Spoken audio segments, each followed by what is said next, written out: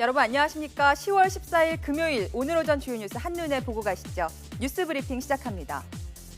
어젯밤 경부고속도로 언양 부근을 달리던 관광버스에서 불이 나 10명이 숨지고 7명이 다쳤습니다.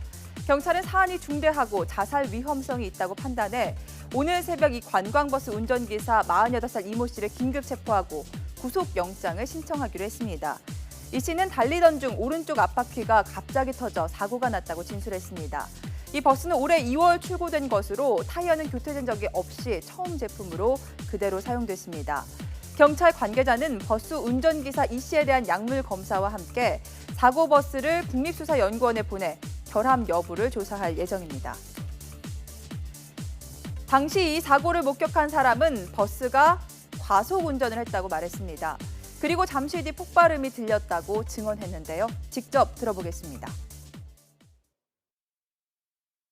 차 타고 가다가 뒤에서 갑자기 너무 빨리 지나가더라고요. 그래서 차가 왜 이리 빨리 가나 싶었는데 앞에서 갑자기 팍팍팍 소리가 나더라고요.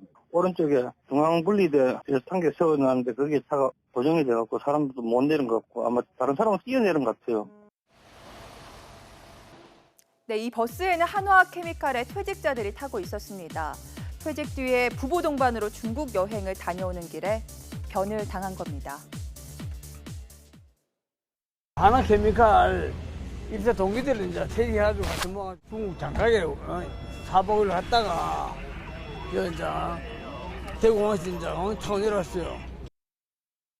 9명이 부부동반으로 일단 중국 갔다가 부부동반이면 뭐 18명이겠죠. 중국 다녀오다가 오는 길에 사고가 났다 그러더라고요.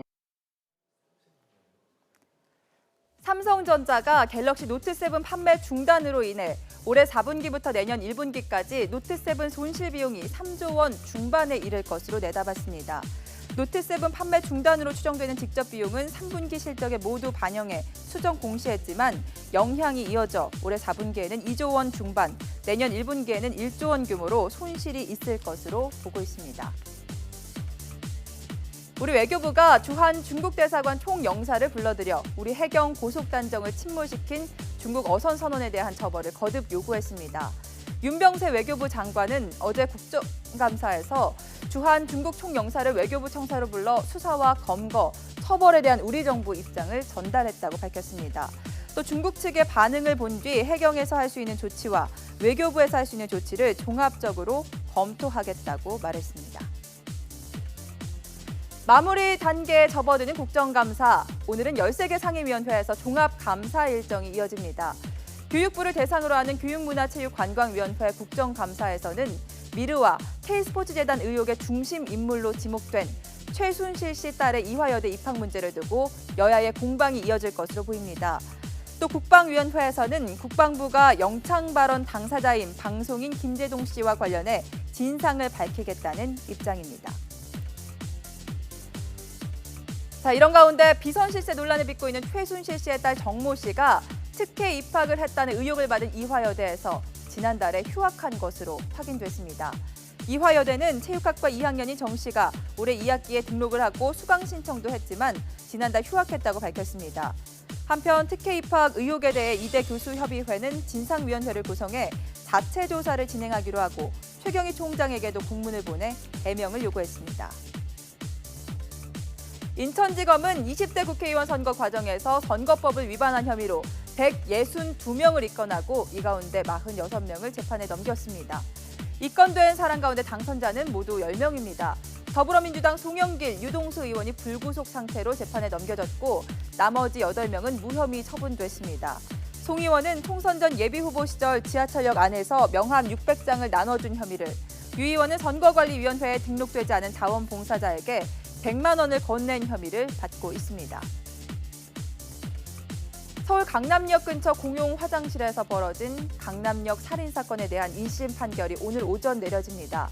앞서 검찰은 김 씨의 범행이 통학살인 못지않은 잔혹성을 띈다며 무기징역을 구형했습니다. 김 씨는 지난 5월 17일 새벽 서울 강남역 10번 출구 근처에 있는 건물 공용 화장실에서 일면식도 없는 23살 여성을 흉기로 여러 차례 찔러 숨지게 한 혐의로 재판에 넘겨졌습니다. 서울의 한 유명 호텔 전 대표이사의 아들이 강남 술집에서 여성 손님을 성추행하는 등 난동을 부리다 경찰에 입건됐습니다. 서울 수서경찰서는 지난 12일 새벽 강남의 한 술집에서 여자 손님을 성추행하고 술집 주인을 폭행하는 등 난동을 피운 혐의로 40살 신모 씨와 36살 신모 씨 등 2명을 불구속 입건했습니다. 신 씨는 그제 새벽 0시 20분쯤 서울 강남의 한 술집에서 친척과 술을 마시던 중 가게 주인이 담배를 피우지 못하게 하자 유리문에 화분을 집어 던지고 주인과 종업원을 폭행한 혐의를 받고 있습니다. 올해 노벨 문학상 수상자로 미국의 가수이자 시인이죠. 밥 딜런이 선정됐습니다. 스웨덴 할리먼은 밥 딜런이 위대한 미국 음악의 전통 속에 새로운 시적 표현을 창조해냈다고 수상 이유를 밝혔습니다. 밥 딜런은 1941년 미국 미네소타의 유대인 가정에서 태어났고 1963년부터 저항 가수로 활동하며 Knocking on Heaven's Door와 Blowing in the Wind 등의 곡으로 세계적인 명성을 쌓아왔습니다. 박범국 예금보험공사 사장의 상향 조정 시사를 계기로 16년째 5천만 원을 묶여있는 예금자 보호한도 문제가 뜨거운 쟁점으로 떠오르고 있습니다. 금융권에서는 소득 수준과 예금액 증가 등을 고려할 때 한도를 1억 원으로 높여야 한다는 목소리가 나오고 있습니다. 권호진 기자입니다. 박범국 예금보험공사 사장은 어제 국회 정무위원회 국정감사에서 예금자 보호한도 상향 조정을 시사했습니다. 2001년 이후에 상당히 장기간 동일 보호한도를 운영을 해왔기 때문에 말씀하신 대로 예금자 보호법에 나와 있는 보험 요율이라든지 한도든지 아주 전반적으로 한번 검토할 필요성이 있다고 생각합니다. 예금보험공사 사장이 이 문제를 공개적으로 언급함에 따라 16년째 한 금융사에 1인당 5천만 원으로 묶여있는 예금자 보호한도를 높이는 논의가 본격화할 것으로 예상됩니다. 예금자 보호한도는 1인당 국내 총생산 GDP에서 보호되는 예금 등의 규모를 고려해 결정되며 2001년부터 5천만 원으로 유지되고 있습니다. 하지만 1인당 GDP는 2001년에 1,453만 원에 불과했지만 지금은 지난해 기준으로 3,079만 원으로 배가 넘습니다. 예금 은행 총수신 역시 같은 기간 455조 6,305억 원에서 1,163조 7,274억 원으로 2배 늘었습니다.